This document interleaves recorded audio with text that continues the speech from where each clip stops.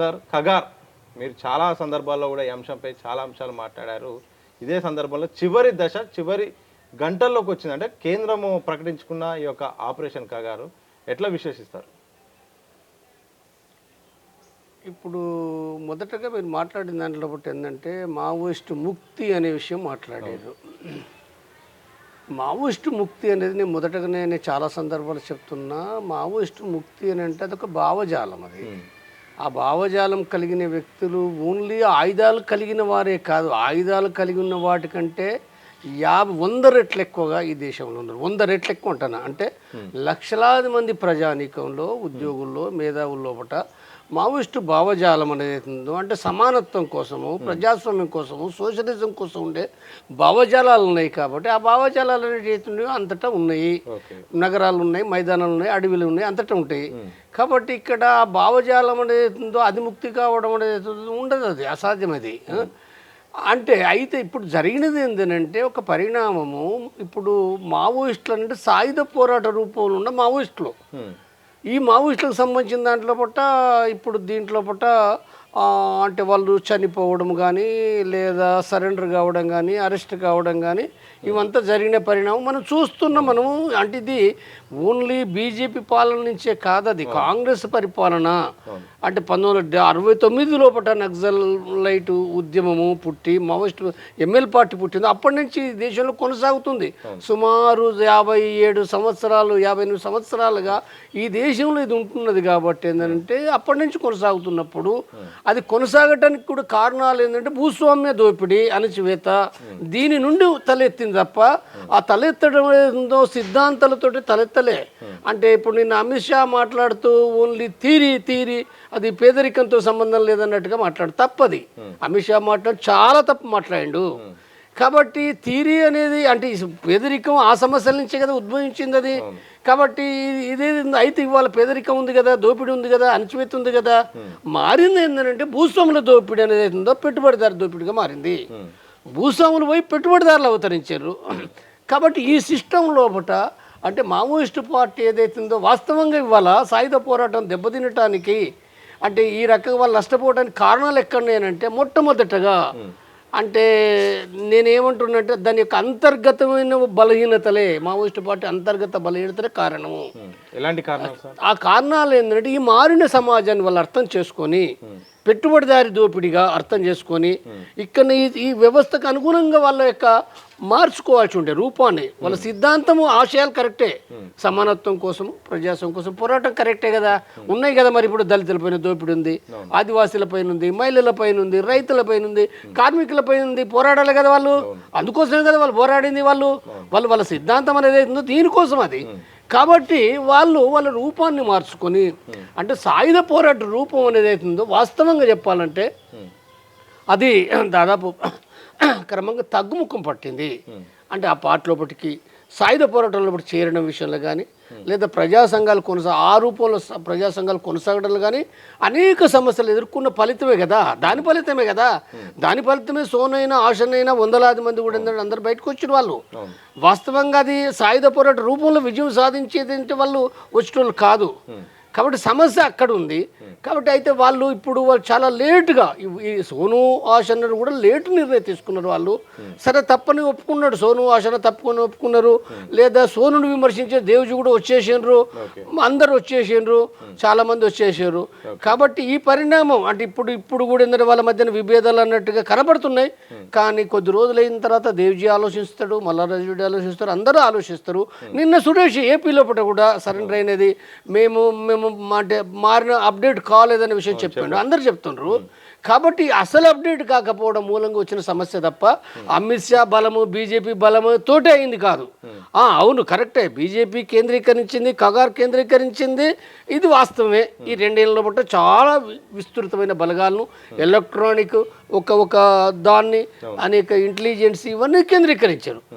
కానీ అసలు వాళ్ళు కరెక్ట్ ఉంటే ఇది వచ్చేది కాదు. వాళ్ళు మార్చుకుంటే ఈ సమస్య వచ్చేది కాదు. వాళ్ళు మార్చుకోలేదు. కాబట్టి తర్వాత ఈ యుద్ధం కూడా ఇవాళ ఒక్క ఖగార్తోటి వాళ్ళు దెబ్బతినలే.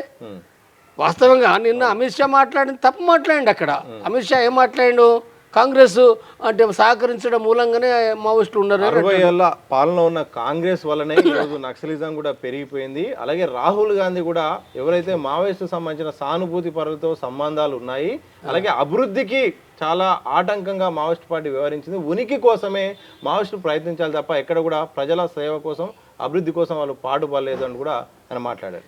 అంటే ఇప్పుడు కాంగ్రెస్ సహకరించిందంటే నిన్న లోక్సభలో మాట్లాడేటప్పుడు ఇందిరాగాంధీ సహకరించిందని చెప్తాడు. అసలు మొట్టమొదటి నక్సలైట్ని చంపింది ఇందిరాగాంధీ. అసలు ఆ పేరే అక్కడి నుంచి వచ్చింది.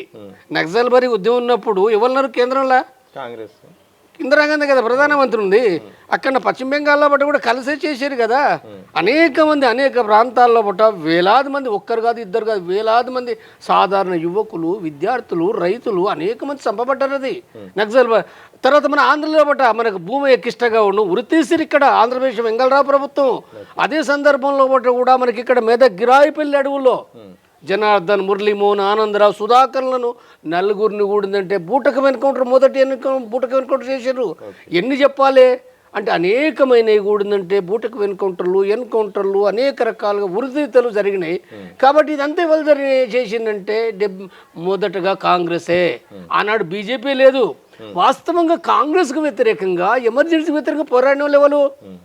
బీజేపీ వాళ్ళు పోయి వాజ్పేయి పోయి మంచిగా ఎమర్జెన్సీ విధింపులో బట్ట గూడుపుట అని మంతనాలు చేసుకొని ఉన్నారు.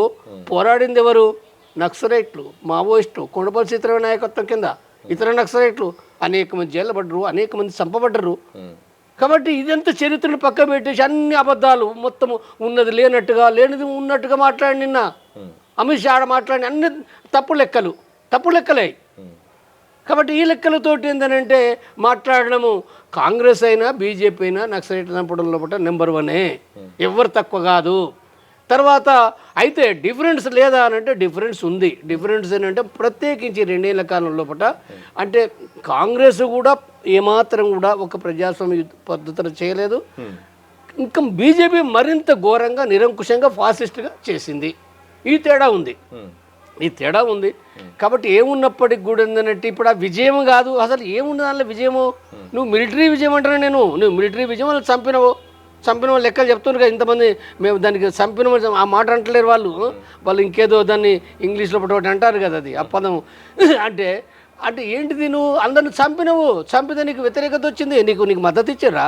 దేశమంతా శాంతి చర్చలు జరపాలన్నారు. దేశమంతా శాంతి చర్చలు అంటే నేను శాంతి చర్చలు చేయను అని చెప్పి నువ్వు చంపేసినావు. సరే, ఆ తర్వాత ఎక్కువ మంది సరెండర్ అయిన, ముందైనరు సరెండర్, తర్వాత అయినరు. ఓకే, కానీ చంపిన దాంట్లో పట్ల నీ పాత్రను మూట కట్టుకున్నావు, అది వదలదు. అది పార్లమెంట్లో మాట్లాడితే ఎవడింటాడు? పార్లమెంట్లో మాట్లాడగానే అందరూ ఏంటంటే అందరు పార్లమెంట్లో ఉండాలంతా ఎవడన్నా మాట్లాడతారా? వాళ్ళే కదా అందరూ. అంటే అందులో ఉన్న వాళ్ళంతా పెట్టుబడిదారులు, భూస్వాములు. ఈ పార్లమెంట్ అంతా ప్రజలకు ప్రాతినిధ్యం వహిస్తుందా? ఇప్పుడు ఏ ప్రాతినిధ్యం వహిస్తుంది? కాబట్టి ఇక్కడ లోక్సభ తాళాలు కొట్టేసారు, అయిపోయింది. ఏముంది అంటే ప్రజలు ఏం మొత్తుకున్న వాళ్ళు ఇన్ని రాష్ట్రాల్లో కూడా శాంతి చర్చలు చేయండి, చర్చ చేస్తే చనిపోవడం ఉండదని చెప్పారు కదా. మేము చెప్పినాం కదా, మేము మా నాయకత్వం కింద స్పష్టంగా చెప్పినాం. మేము మొదటి నుంచి మేము చేయిస్తాం చెప్పింది. మరి వాళ్ళు వచ్చారు కదా, వాళ్ళు శాంతి చర్చలకు ఇప్పుడు తప్పేది కదా. మూట కట్టుకున్నావు కదా, పాపాన్ని మూట కట్టుకున్నావు. శాంతి చర్చలు అయిపోయేది కదా, నీ రాజ్యం ప్రకారంగా క్లోజ్ అయ్యేది కదా. ఎందుకు నీకు సంపుడు పట్టుకున్నావు?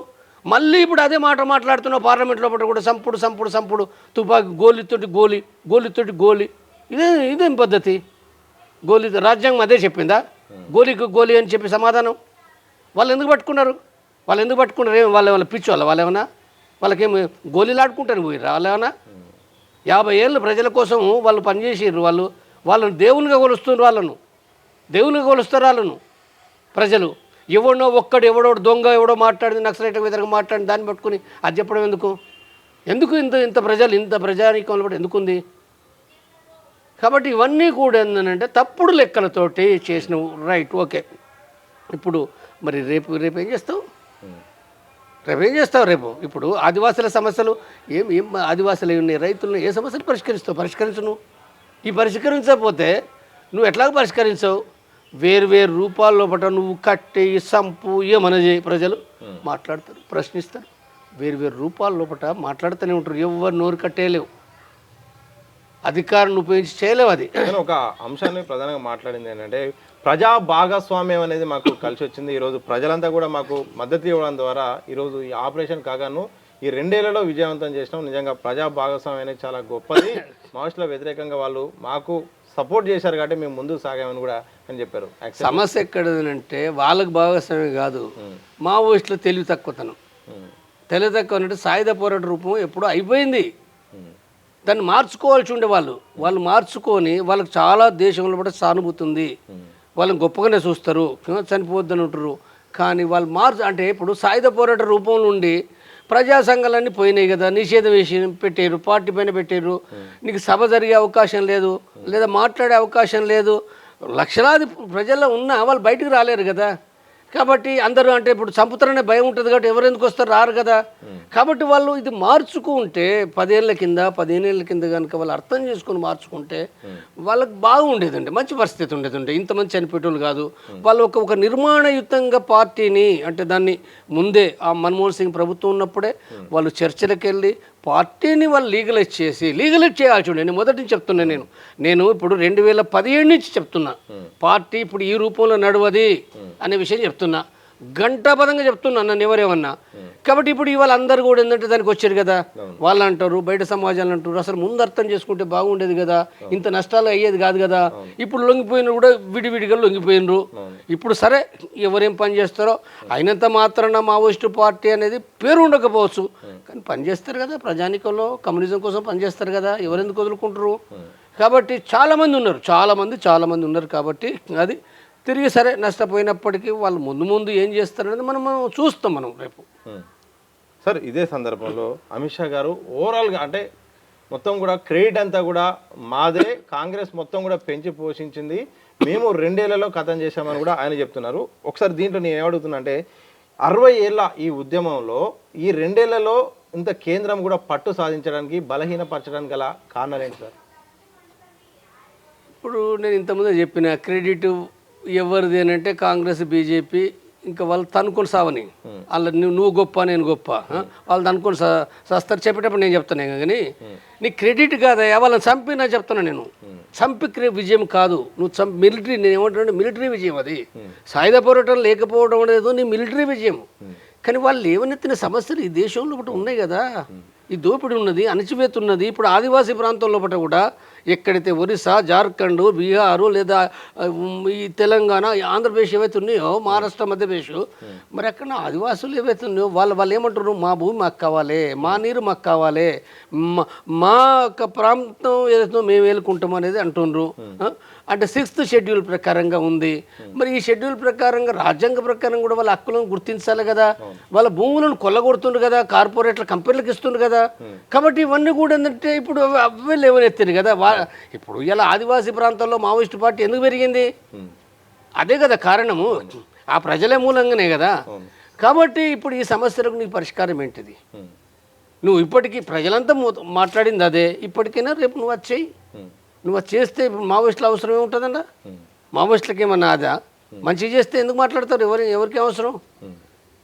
కాబట్టి అది ఉండి తీరుతాయి, ఇవి జరుగుతాయి ముందు. అందుకోసం ప్రభుత్వాలు ఈ విషయాలపైన శ్రద్ధ పెట్టాలి.